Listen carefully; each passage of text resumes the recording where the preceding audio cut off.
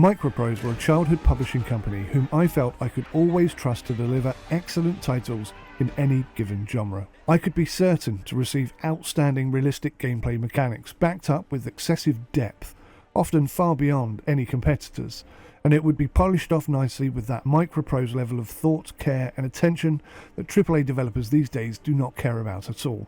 So when I was asked to review Forgotten but Unbroken, a turn-based RTS strategy from developers Centurion Developments and published by MicroProse, I already suspected that this was a turn-based title that was going to deliver big time, and I was right.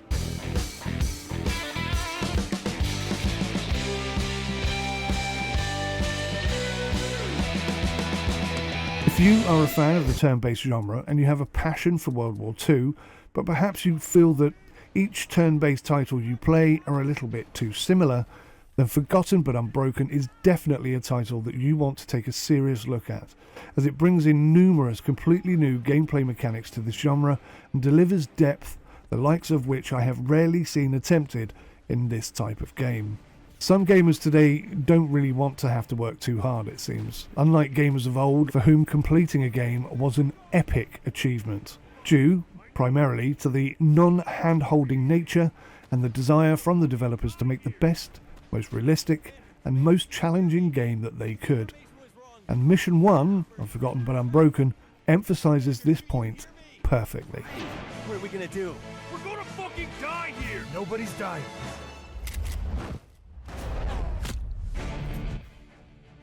A recent update has actually landed, introducing a new level of difficulty for this game. They call it Normal, which actually makes the game easier. And believe you me, I can see why they did it.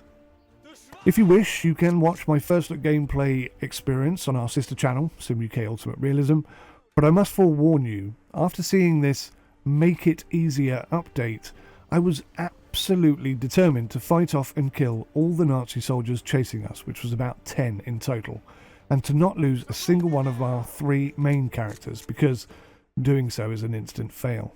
And I did it, but it took me 3 hours and it required a little bit of luck just to complete that first introductory mission. Now I do have to make a quick admission here. Whilst I really do enjoy a good turn-based game, I often struggle with accepting what the game is telling me, especially when my eyes suggest otherwise. An example of this is when I take cover and I still get shot, or when I have the enemy dead in my sights and despite the 55% chance of getting a hit, I cannot fathom how we missed the shot. And actually, this brings me to my only serious criticism of Forgotten but Unbroken. In Mission 1, when they drop you into the smelly stuff immediately, they do not explain well enough the situation in which they are dropping you into. Whilst your 3 characters look and sound like experienced soldiers, that could not be further from the truth. One of the main reasons I died over and over, and presumably why others have done the same, was because I presumed we were fighting on an even playing field.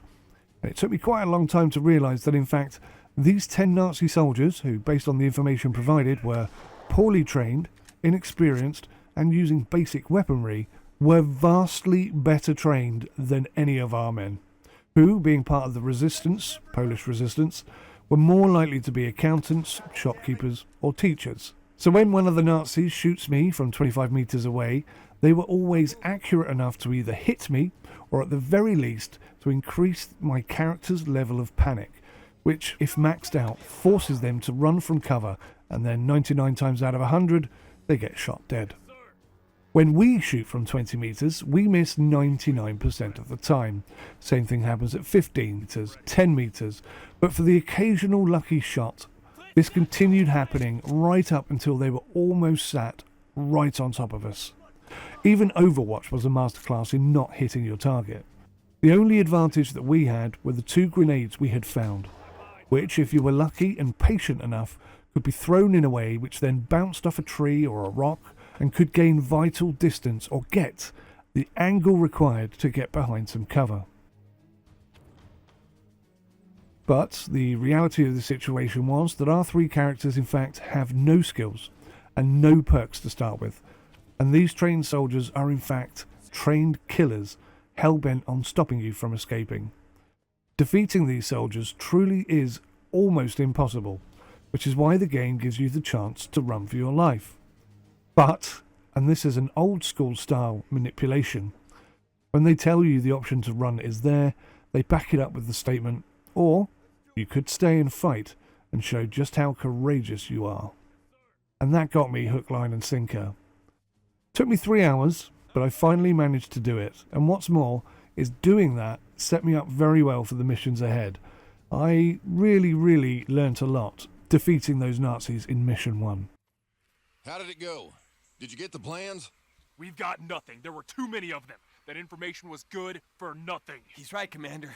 If it weren't for Martin, we'd be lying face down in the mud. We should go. Let's go. Martin, get in. So the depth and polish that I was referring to at the beginning of this review becomes apparent after Mission 1, when you find yourself managing a base hidden deep within the woods. With limited resources, limited men, and even less chance of survival once the winter months hit, you have to manage your food, heat, weapons, medicine, and your men very carefully. They need the weapons to fight, they need food to eat, medicine to heal, and a chance to rest. Training them can definitely help reduce the missed shots that happen, unlock perks and abilities, and turn them into more effective fighters, and this can be achieved either at the base or during a mission where ranking up is a likely possibility. You will take in soldiers with varying nationalities, but only if you have enough space left in your barracks. You will regularly task small groups of soldiers to head out and scavenge for food and resources, whilst also trying to avoid Nazi patrols. In the winter months, this isn't possible anymore because the Nazi patrols could easily track you back in the snow. You have a basic radio station set up, which can be improved, which allows you to communicate with the three main factions, being Britain, America and Russia, and they will, on occasion, send you missions to complete. The success or failure of these missions will improve or reduce your relationships with each faction, and will in turn improve or reduce your chances when asking them for aid, soldiers, weapons or money. This is without doubt something you will need to do regularly. The money can be used to buy from the local spy networks who turn up with their truck full of stolen German weapons and resources, but trust me, nothing is cheap. Should a soldier that you've taken under your wing be killed and they are part of one of these factions, that will also impact on your relationship with them. Other than the three main characters, anyone can die. Personally, I would prefer it if everyone could die. But should one of your main three characters succumb, and they will, unless you play on normal difficulty, then it's going to be a reset situation, which I think is a little disappointing. I would much prefer it if we just had a cemetery to remember all of the fallen soldiers that we had, and a small trickle of replacements coming in that we could use to try and continue the fight. The game is so good that you might well find yourself getting attached to certain characters because of their abilities or skills primarily, and as such, losing them is actually rather impactful. Some soldiers I didn't care about too much, who were there basically to make up the numbers, seemed to be impervious to death, and perhaps this is because I subconsciously protected them with my more experienced soldiers, and in doing so, put them further in the line of fire. And right there, in the final statement, is the short review for this game. Forgotten but Unbroken is so good that you will start to care about your men. You will use them to protect those who need it, and you will miss them when they are gone. Thanks for watching. Please hit the like button, subscribe, and let me know your thoughts in the comment section below. Right, well, here goes pretty much nothing at all.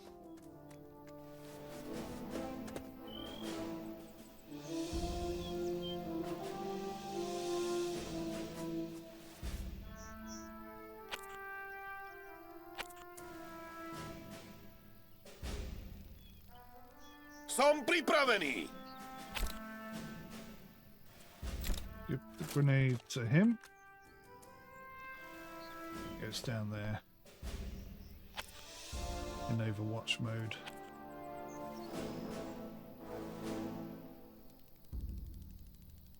Granat!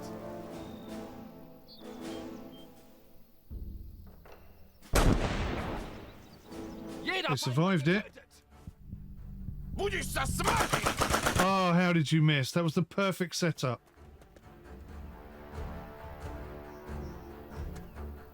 So he's in a bad way, but he's in the building. That's not good. Oh, that's not good either.